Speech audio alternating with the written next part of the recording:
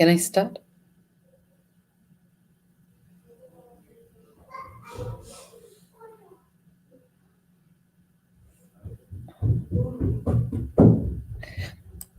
Hi, good evening, everyone.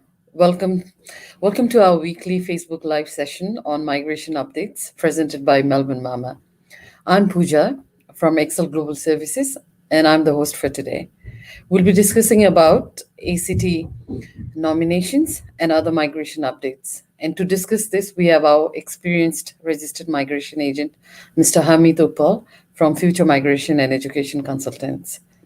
Actually, we go any further, I would like to just remind everyone regarding, please make sure you comply with COVID restriction. It is not worth taking any risk as it can jeopardize your migration history. What do you say, Mr. Hamiji? Yes, thanks for the introduction, Pooja ji, and yeah, very well said because it's not worth taking the risk. So we've heard news. I'm not sure who, what, and how and where it happened, but if students are taking the risk of jumping the borders and not obeying by the laws or the interstate travel requirement, if you're traveling interstate, you need to get the permit. So I would put more emphasis on that. Do it by the right way, by the law. So do not risk your future just on these small and silly mistakes. I don't know if it did happen or not, but we're not going that far. But just a piece of advice: not worth it. That's all. Yeah. Yep. And yeah, so uh, Pooja ji, I'll let Going you for go yeah. back to the ACT. Yeah, Yeah. We will be discussion. discussing about ACT nomination today. So I would request everyone, if you've got any queries, please do not hesitate to comment. As Mr. Hamiji will be explaining it, we'll be also taking up the questions once he explains the eligibility of, meeting those criteria. Back to you. Thank you once again. Thank you, Pooja ji. Okay. Yeah, without wasting any time, like the previous seminars that we've had, the webinars we've had, without wasting any time, we'll jump straight into ACT state nomination. That's the topic that we're discussing today. ACT has been famous with students now. A lot of students are moving into ACT currently and meeting the requirements of the state nomination. I would put into I would ask you guys to have a look at the critical list. Go on their website, have a look whether you guys are eligible and can be eligible in the coming future, in the near future. Definitely worth looking into and worth investing your time and efforts towards that, because the last round that did happen, a lot of invites came through. So my point is that if they are willing to invite you, if they're sending the invites through, why not grab them and make use of that? There was not necessary. If you do not qualify for the 190, go for the 491. There are still plenty of invites in the 491. When I say plenty, it means more than the other states, or quite high in numbers than Mm. Victoria. So now moving our focus towards what are the minimum requirements and whether you guys will be able to meet that or not. I'll touch base with the basic points, and then we'll jump on to what the state requires specifically. Uh, Coming to the basic points, 65 points still needed as prescribed by the Department of Home Affairs. Yep. 65 points is the eligibility. So if you do not meet the cutoff, you're not eligible. Try and see how you can be eligible. Contact us if you're not sure whether you're eligible or not. We'll help you decide. Uh, After the eligibility, obviously comes with the skill assessment, English, your age, your study, and your work experience. So if all the six boxes are ticked, and you're eligible, you certainly can look into how do you meet the state requirement now. And if you're not in the state, you still can work towards moving there, meeting the requirement, and then further on applying for the state nomination. ACT is one of the states that does not has any any nomination criteria, which is if you're out of the state, you won't be invited. You do have to meet the minimum requirement of ACT. ACT's minimum requirement of residency would be the key towards meeting the requirement initially. 3 months for a 491 visa, 491 subclass, 6 months for a 190 subclass, and so minimum of 6 months of stay.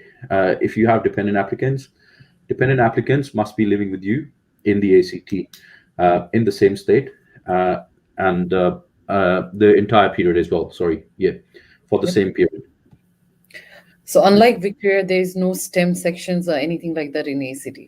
Not in ACT. There is a small business owner section that has came up, but still, it's you're only eligible if you are Living there. living there, if you're residing there. Yes.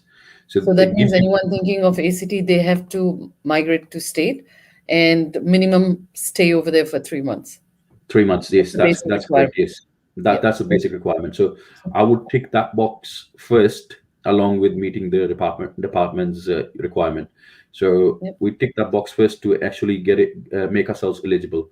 Then certain other things we should not forget. If you are a professional, if you are a engineer, a IT professional, skill level 1 and 2, you do need 7 in each of your English modules. Proficient English is the requirement. Do not misinterpret that, because some people would meet the requirement of the matrix without having proficient English. Yep. Do not apply, because your application might be refused. Will be refused. You need, if you're in skill level 1 and 2, you do need to have proficient English. Okay. It can be PTE as well, right? Not only IELTS. Oh yes, you can Yep. give any of the exams that has been prescribed here, and Hmm. the requirement is proficient English in that. And yeah, you can give one of those exams that are prescribed in the by the department itself. So Fine. Yep. now, coming to the critical list. Sorry, I was going to say the requirements. Sorry, were you going to ask something? Sorry for that. Yep. No, you're on. Pooja ji, Yeah. were you going to say something? No, no, no. I was just asking about, like, there were a lot of queries about the student, like, does it need to be IELTS only or PTV is acceptable? They were just PTE is confused whether acceptable as well. yeah. Yep, Yep. yep. Yeah. So I just wanted to clarify. That's okay. Yeah. So when you have 3 different pathways in this in the ACT nomination, state nomination process. You have 3 pathways. One would be if you are in the ACT critical list, that's pathway 1. Pathway 2 would be the 457 or the 482 visa holders. And pathway 3, they've introduced recently, it would be the small business owners. So if you are a small business owner, you're still eligible to apply for the ACT state nomination. So these are the 3 different pathways. So if you in the small business owner, you do not have to be, your occupation does not have to be in the critical list. As Okay. far as it's in the list of the Department of Home Affairs, you do not have to have your occupation mentioned in the critical list.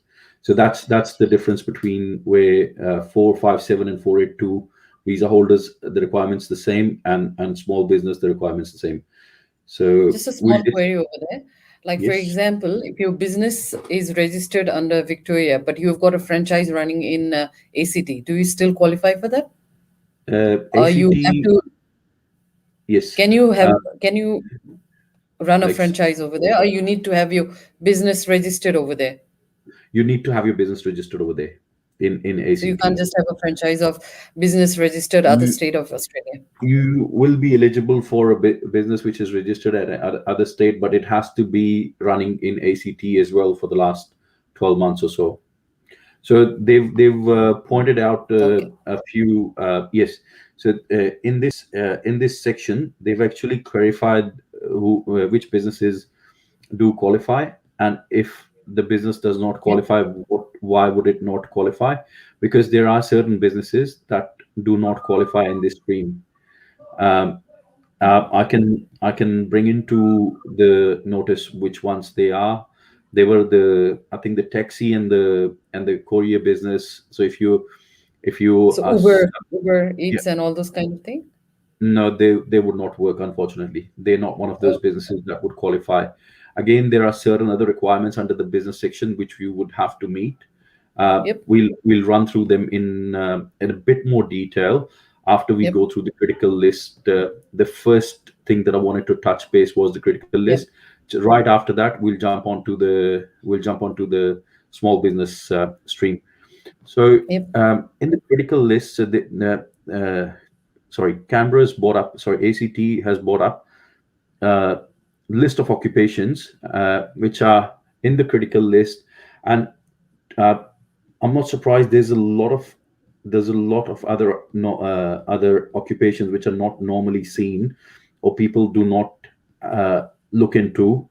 We don't have a lot of applicants in those occupations, but they are in the list. So I would ask you guys to, if you are looking into applying for Canberra, look into the list. You might qualify for the state nomination, because if you have an occupation which is on the list and you have a skill assessment in that occupation which is on the critical list, but are working in a different occupation which is also in the critical list, you do gain points. You still make a lot of points in that, and your points can help you get through the matrix. So not like other states, they would not pick up your EOI or your ROI and then let you go ahead. You will have to apply for the matrix.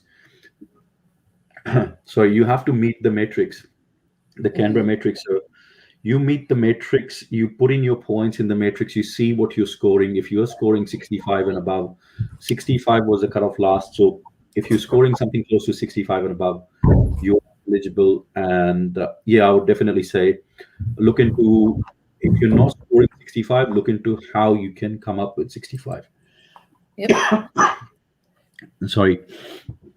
Yeah. So ACT has sales and marketing manager, construction project manager. I'm just running it by copywriter, print journalist, a technical writer, yeah, going down. So these are not the normal occupations that you normally see on other occupation lists for other states. You wouldn't see these, but they are here in ACT. Oh, I would say if you, as I said before, if you're working in one of these and you have a qualification in one of these occupations, definitely worth giving it a shot and getting through with the 491 or the 190 requirement. yep. 190 requires you to live there for 6 months. 491 requires you to apply after living there for 3 months. 3 months. Uh, yeah, and sorry, you were going to say something, Poojaji? No, no, no. That's Good. fine. There was just a question that what are chances of 190 for IT? So, is there any specific like occupation in IT that qualifies like various stream under IT qualifies in ACT? Like for There example, in are, Victoria, there's security people, like and just a couple of them. So, whereas in ACT, do we have a broad range of IT yes, yes, occupation? yes, we do, and it's a big list. So you've got ICT business analyst, system analyst, analyst programmer, developer programmer, software engineer, software tester, Yep. uh, software and applications programmer, database administrator, ICT security specialist, system administrator, computer network and systems engineer, network administrator, network analyst, ICT quality assurance engineer, ICT support engineer, ICT systems test engineer, ICT support and test engineer. So you saw like there's about five in each category, and if I Yep. put together, so each of them, what they're saying is they will be looking at they've got a number that they'll be looking at in each round. So they'll be inviting less than five for some of them, then Mm, less than 10 for the database ICT security specialist. The higher number would come up under programmers, less than okay. 40. So, and less than 20 for business analyst and system analyst. So it is a big list in IT itself. So you're Yep. working in IT, uh, closely related occupation would also be considered, as if you're working in IT, closely related occupations would also be considered for similar points. Like for example, I've seen like a lot of our student from South Asian background, they are doing masters in IT. Mhm. So if they are doing masters in IT, if they do their professional year in ACT, Yeah. while doing that they've already stayed more than 3 months. So once they complete they stay within 485 over there, do you think they can qualify to meet this matrix of ACT? Uh, Certainly, yes, but what it means is that to meet the requirements of the matrix is one thing, but then if we saying that as of now, if you're looking at it, 65 is the cutoff year. 65 is the points where last invite 65 points was the cutoff. So in order Yep, to meet 65, people would have stayed there. If they're doing the professional year, that they get points for doing professional year over there yep, in yep, ACT. So yep, definitely, if you're looking into going after completing your IT degree, if you're looking into going to ACT, you will get 5 points for completing your professional year. yep, By living there, you will definitely get points again because Canberra or ACT would give you points for actually living there, residing more than 12 months. So yep, they under the matrix, the points are awarded based on the length of your current ACT residence, which means if you've lived there for one or more than 1 year, you do get points. Anything above 1 year, you start getting you get 5 points, and then it keeps adding up. Uh, So basically, I can suggest to all our students who is doing masters in IT, I think they mhm. need to plan their migration journey. That Yeah. it's better that they go in Canberra and they do their professional year. They try to find job in IT in Canberra, and meanwhile they meet their residency requirement. I think it's a very good chances for them to secure 190 or 491, isn't it? Yes, that's correct. Yeah, we So wouldn't be wrong please, saying that. guys, try to plan your pathway, Yes. wisely, and this is the time. So go ahead, like you should do that. Yep, Yes, if you just finished your degree yep, and you're planning your pathway towards your permanent residency, yes, I would say plan it accordingly and start working towards getting more points. Because what I was going to come down to the point was that after 12 months, these points will increase, and if they do increase, you will have to meet those points. And people who've moved at this stage, people who've moved now, and if after 12 months, you guys will be getting more points for yep, living there, more points for working there. yep, So I'll go through the points, what you get points for in the critical list. So in the matrix. So as I said, length of current ACT residence, English proficiency, you will get 15 points if you got 8 in each module, and 10 points for proficient English. Uh, then if you are married and you've got a partner, your partner can get you 5 points if they hold a proficient English certificate as well, which would mean proficient or superior, which would mean 7 and above in each module. okay, yep, yeah, that's Working, really good. Yep, yeah. Nominated occupation in the critical occupation list, you get 20 points. If your nominated occupation is in the critical list, ACT critical list.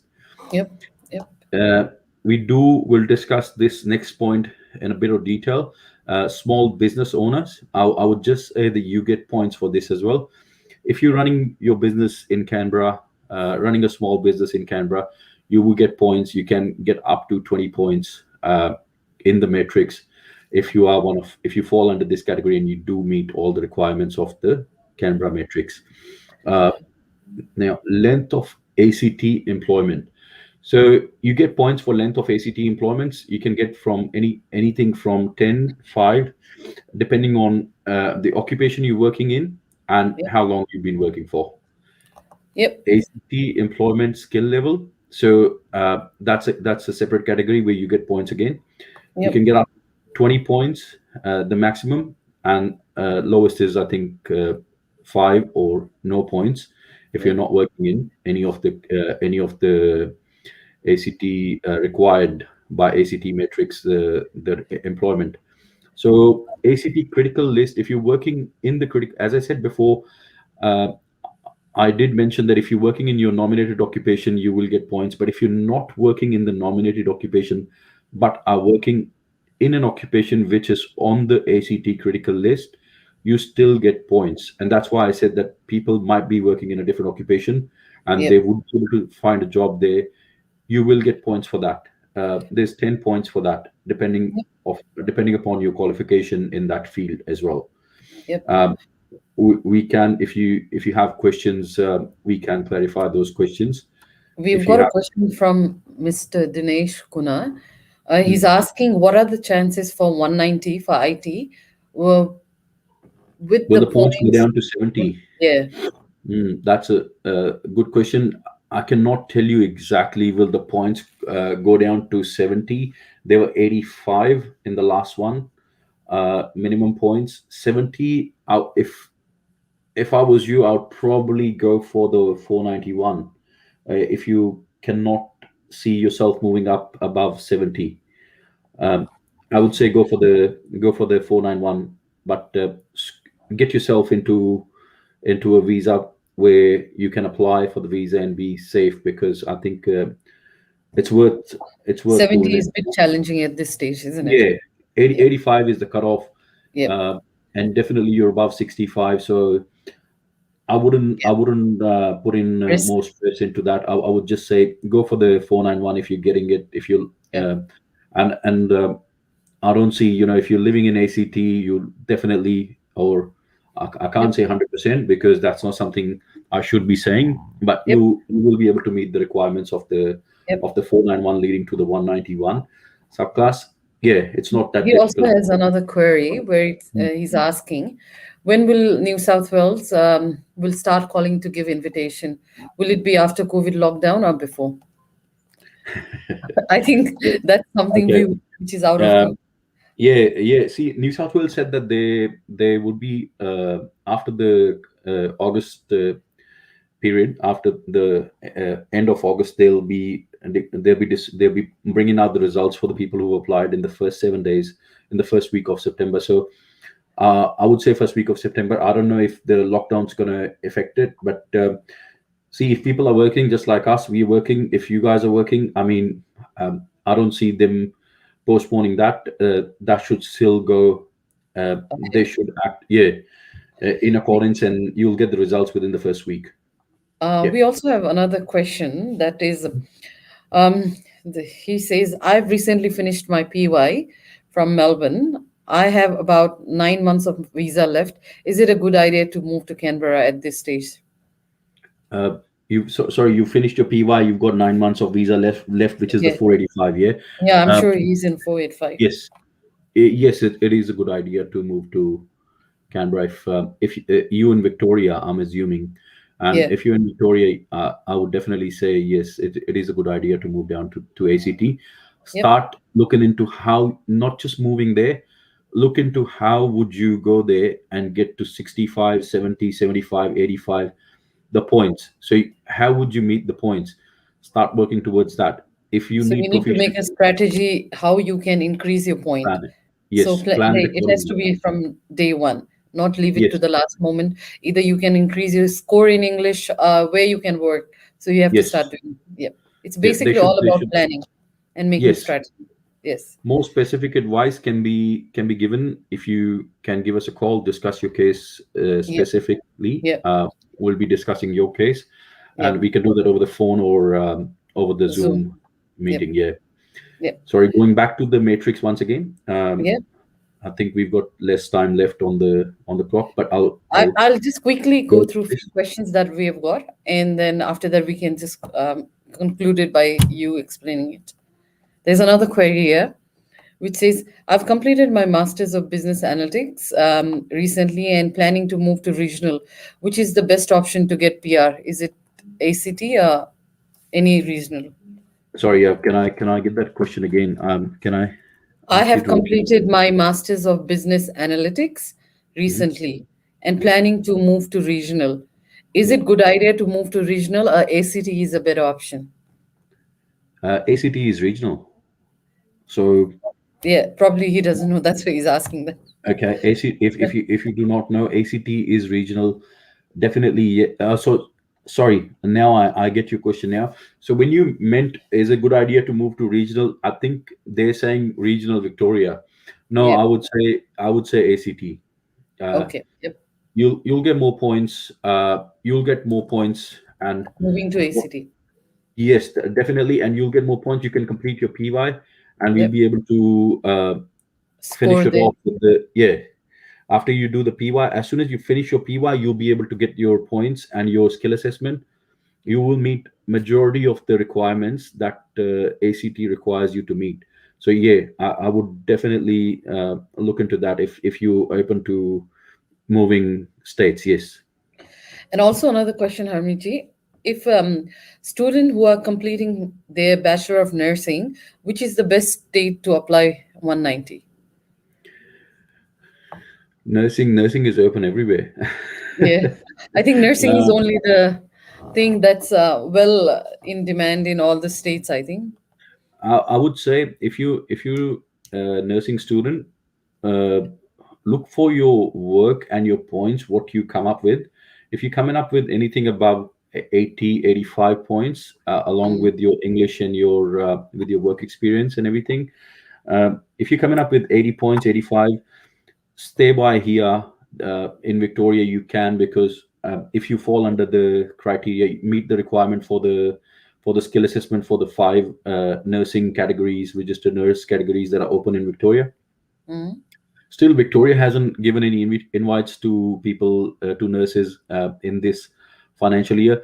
If you're open to move, New South Wales, uh, South Australia, again, putting preference, New South Wales will be number one. mm, Uh, Very good chances of getting through. 190 or 491. mm. South Australia, ACT. Nurses are that occupation is in demand, and I wouldn't stress much about that getting through in any of the states. Yep, I would stress about how do I secure a job in the field and get working, start my work here. So I would yep, say wherever you find work, that be the area or the region where you should be moving into. And if you're finding the work in Victoria, try and look into working for aged care homes, working for a hospital in emergency or critical, so that you can get the skill assessment yep, done in those five specific fields, yeah, of your nursing. yep, Uh, yep. Sorry, I've got a reminder, 3 minutes to go, and I'll quickly Yeah, wind up this thing. you can I'll conclude your. Yeah. think we'll have to come back for the small business owners once again. We'll do a short seminar once again.